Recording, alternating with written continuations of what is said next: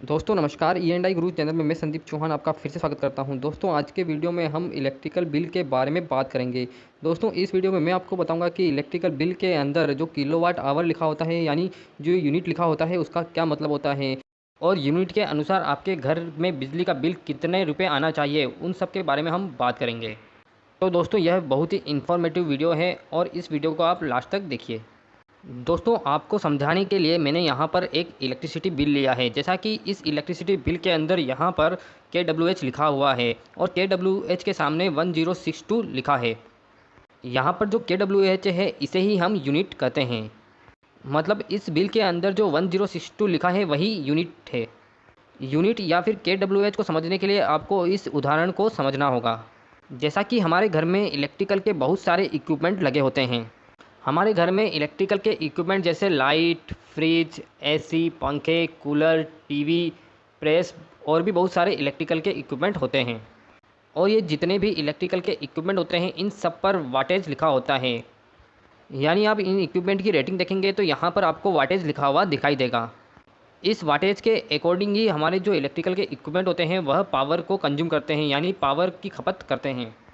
मान लीजिए कि आपके घर में 5 पंखे लगे हैं जिसकी रेटिंग 75 वाट है, 5 लैंप है जिसकी रेटिंग 50 वाट है, उसके बाद एक एयर कंडीशनर है जिसकी रेटिंग 1500 वाट है और एक फ्रिज है जिसकी रेटिंग 250 वाट है।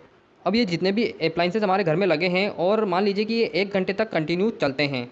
यदि 75 वाट के 5 पंखे कंटिन्यू 1 घंटे तक चलते हैं तो इनके द्वारा टोटल कंजप्शन 375 वाटेज होगा। और यदि 50 वाट की 5 लाइटें कंटिन्यू 1 घंटे तक चलती है तो इसके द्वारा 250 वाट कंजप्शन होगा। यानी ये लाइटें 250 वाट 1 घंटे के अंदर पावर की खपत कर देगी। और यदि 1500 वाट का एक एसी 1 घंटे तक चलता है तो इसके द्वारा पावर का कंजप्शन 1500 वाट होगा। और यदि 250 वाट का एक फ्रिज 1 घंटे तक कंटिन्यू चलता है तो इसके द्वारा पावर की खपत 250 वाटेज होगी। यहाँ पर हमने माना है कि ये जितनी भी अप्लाइंसेज है 1 घंटे तक कंटिन्यू चलती है। तो सबसे पहले हम 1 घंटे का पूरा कंजप्शन निकाल लेते हैं, यानी 1 घंटे के अंदर सारी अप्लाइंसेज कितना पावर लेगी वो हम निकाल लेते हैं। 1 घंटे का सारा पावर निकालने के लिए हमें इन सारी अप्लाइंसेज के जो वाटेज आए हैं उनको जोड़ना होगा।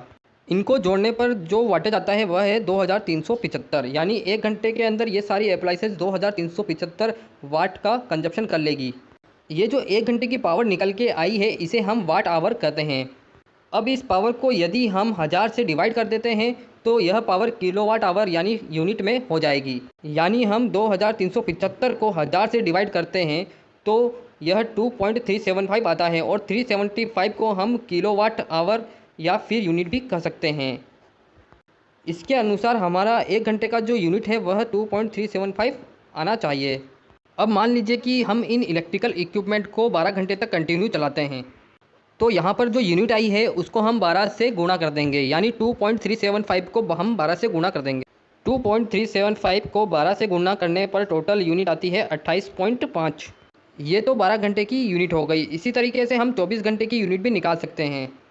अब यदि हम इन अप्लाइंसेज को 24 घंटे तक कंटिन्यू चलाएंगे तो हमें 24 घंटे की यूनिट भी मिल जाएगी। पर हम हमारे घर में जितनी भी अप्लाइंसेज हैं उसको कंटिन्यू नहीं चलाते हैं। कुछ अप्लाइंसेज को हम कभी कभी चलाते हैं या फिर दिन में 1 या 2 बार ही चलाते हैं। जैसा कि हमने यहाँ पर जितनी भी अप्लाइंसेज ली है उसको केवल 12 घंटे तक ही चलाया है और 12 घंटे तक अप्लाइंसेज को बंद रखा है, यानी हमारे 24 घंटे की जो यूनिट है वह 28.5 निकल कर आती है। इसी प्रकार यदि हमें महीने भर की यूनिट निकालनी है तो हमें इसे 30 से गुणा करना होगा। यानी आप 30 से गुणा करेंगे या फिर 31 से गुणा करेंगे तो आपको महीने भर की यूनिट निकल कर आ जाएगी। यानी हम 28.5 को महीने भर यानी 30 दिन से गुणा करते हैं तो टोटल यूनिट 855 आती है, यानी 855 हमारे महीने भर की यूनिट है। अब यहाँ पर जो 855 यूनिट आई है इसके अकॉर्डिंग हमारे घर में बिजली का बिल कितना आना चाहिए, यानी कितने रुपए का बिजली का बिल आएगा। उसके लिए हमें फिर से जो बिजली का बिल होता है उसे अच्छी तरीके से देखना होगा। बिजली के बिल के अंदर रेट पर यूनिट लिखा होता है, यानी 1 यूनिट के अंदर कितना बिजली का बिल आएगा, यानी कितने रुपए आएंगे वह बिजली के बिल पर लिखा होता है। जैसा कि राजस्थान के अंदर पर यूनिट चार्ज जो है वह 6 रुपये है, यानी 1 यूनिट अगर हम कंजप्शन करते हैं तो उसका 6 रुपये हमें इलेक्ट्रिसिटी बोर्ड को देना होगा। अब यहाँ पर हमने जो कंजप्शन निकाला है वह 855 यूनिट है। इस यूनिट के अनुसार कितने रुपए बिजली का बिल आना चाहिए उसके लिए यहाँ पर 855 को हमें 6 से गुणा करना होगा। इसके अनुसार 5130 रुपये हमें इलेक्ट्रिसिटी बोर्ड को देने होंगे, यानी हमने 1 महीने के अंदर 5130 रुपये का कंजप्शन कर लिया है। यहाँ पर जो मैंने आपको रेट बताई है पर यूनिट की, वह स्टेट बाय स्टेट चेंज हो सकती है। आप जिस स्टेट में रहते हैं वहाँ पर इलेक्ट्रिसिटी की रेट कुछ अलग हो सकती है। उसके अलावा डिपेंड करता है कि हम महीने भर में कितने यूनिट कंजप्शन करते हैं। यदि हम 100 यूनिट के अंदर कंजप्शन करते हैं तो हमें पर यूनिट चार्ज कम देना होगा, और यदि हम 100 यूनिट से 500 यूनिट के अंदर कंजप्शन करते हैं तो हमें यूनिट चार्ज कुछ ज़्यादा देना होगा, और उसके ऊपर करते हैं तो हमें यूनिट चार्ज और कुछ ज़्यादा देना होगा। यूनिट चार्ज कितना देना है वह डाटा आपको इलेक्ट्रिसिटी बोर्ड से मिल जाता है। उसके साथ साथ आपके पास जो इलेक्ट्रिसिटी बिल आता है, इलेक्ट्रिसिटी बिल के अंदर भी लिखा होता है। आप इलेक्ट्रिसिटी बिल को अच्छी तरीके से पढ़ेंगे तो आपको इलेक्ट्रिसिटी बिल के अंदर मिल जाएगा कि पर यूनिट चार्ज कितना है।